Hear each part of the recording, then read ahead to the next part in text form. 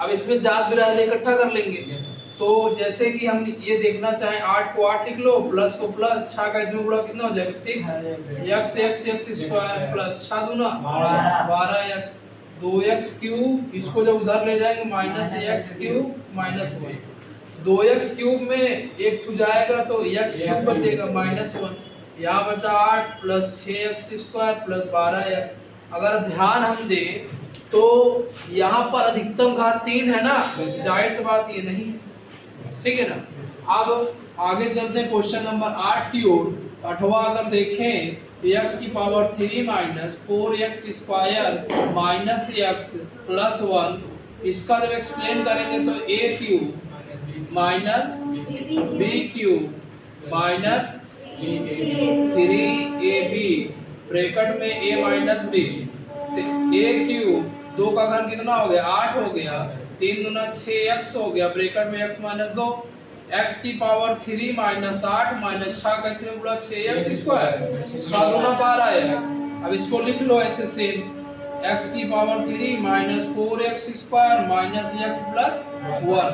अब देखो x की पावर 3 से x की पावर 3 आउट हो गया, बिरादरी वाला खोजो माइनस 4x स्क्वायर, इधर लाओ plus 6x square minus x minus plus का 12x, क्योंकि इधर लाएंगे तो प्लस हो जाए, प्लस का 1 इधर लाएंगे तो माइनस प्लस का 8 बराबर 0। 6 में से 4 गया 2x स्क्वायर, फिर देखो 12 में से 1 गया 11x और 8 है 9 बराबर 0, ठीक है ना, द्विघात है। कोई डाउट? चलिए स्क्रॉल करो आगे बताओ, स्टॉप। 4.2 के क्वेश्चन नंबर 2 देखो, दूसरे का पहला इसमें निकालना, दूसरे का पहला क्या कह रहा है जरा समझो।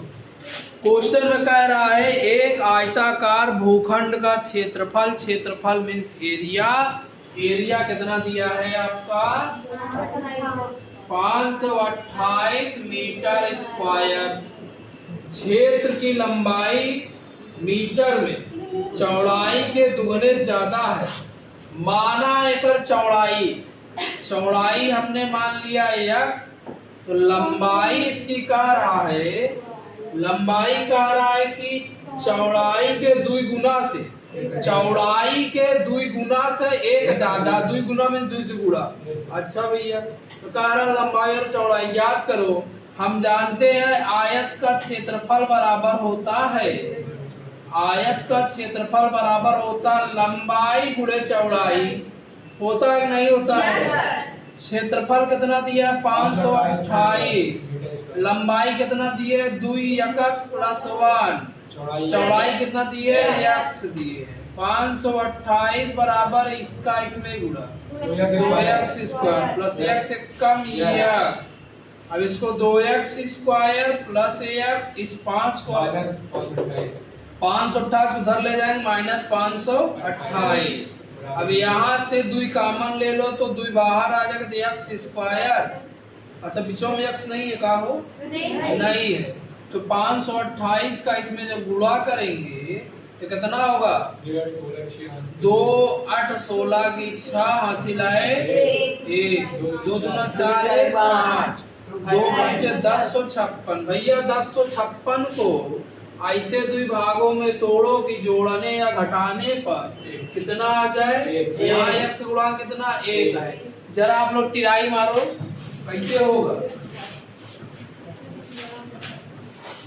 द्विघात समीकरण पूछा है, आपको एक्सप्लेन नहीं करना है, केवल द्विघात समीकरण पूछा, या देखो या द्विघात समीकरण बन गया, हो गया आंसर, कोई दिक्कत का आगे ना बढ़ो, ज्यादा चिम्मा ना पालो। क्वेश्चन नंबर 2 दूसर का क्या कह रहा है जरा देखेंगे। दूसर का कह रहा है कि 2 क्रमागत धन पूर्णांक, भैया पहला क्रमागत x हो गया, दूसरा हो गया y नहीं x प्लस 1, क्रमागत यानी x plus 1 x plus 2 x plus ऐसे, ठीक है।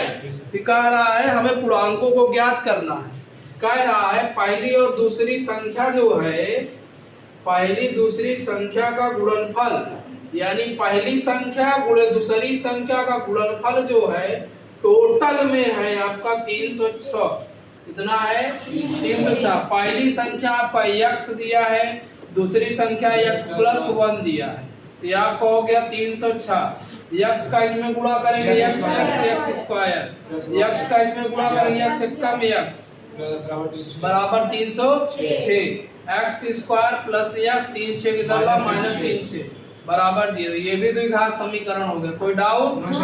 नोट करो तो आगे बताएं। क्वेश्चन नंबर 3 की ओर आगे बढ़ो। कह रहा है रोहन की माँ उससे 26 वर्ष बड़ी।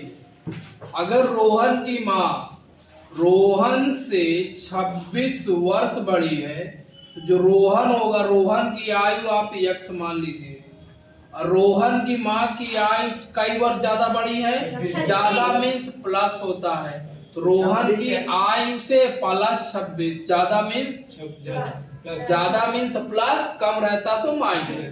फिर कह रहा है उनकी आयु वर्षों का गुणनफल अब से 3 वर्ष पश्चात।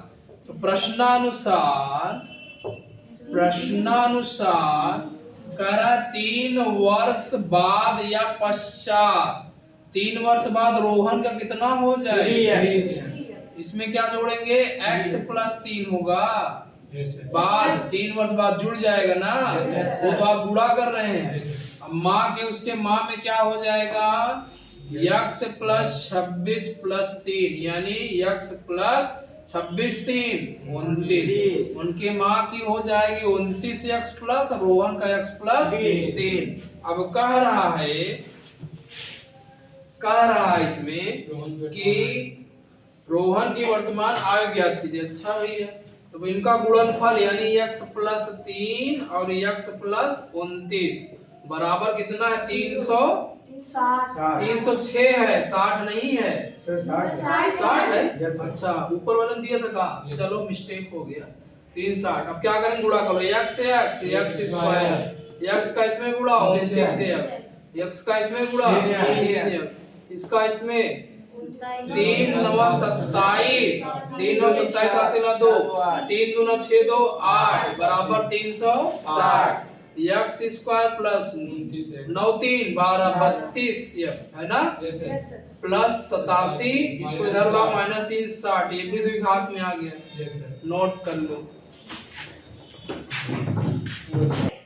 एक रेलगाड़ी की चाल 480 किलोमीटर समान चाल से तय कर रही है। माना रेल की चाल कितना मानोगे? x किलोमीटर प्रति घंटा। अच्छा भैया, इसकी दूरी कितना दिया है? 480 किलोमीटर दूरी दिया, ठीक है। अब इसको 480 किलोमीटर दूरी तय करने में लगा समय। तो आप जानते हैं चाल बराबर दूरी बटा क्या होता है? समय होता है, होता नहीं होता? तो अब ध्यान देखिए, अगर हमको यहाँ समय निकालना है, टाइम, तो क्या हो जाएगा? Distance upon speed, speed means charge. तो यहाँ दूरी कितना दिया है? 480 किलोमीटर, और चाल क्या माने हो आप? x, तो यहाँ हो गया x, ठीक है। प्रश्नानुसार प्रश्न में क्या कह रहा है? प्रश्नानुसार प्रश्न में क्या कह रहा है?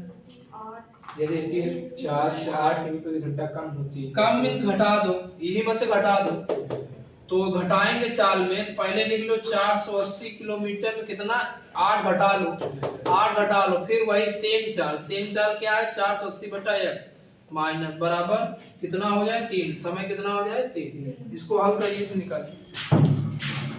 जब हल करेंगे तो ध्यान से देखिए, x का इसमें गुणा हो जाएगा, 480 x हो गया, इसका इसमें गुणा हो जाएगा, तो हो जाएगा x माइनस 8 और 480 पूरे बटा, नीचे क्या हो जाएगा? x माइनस 8 बराबर 3।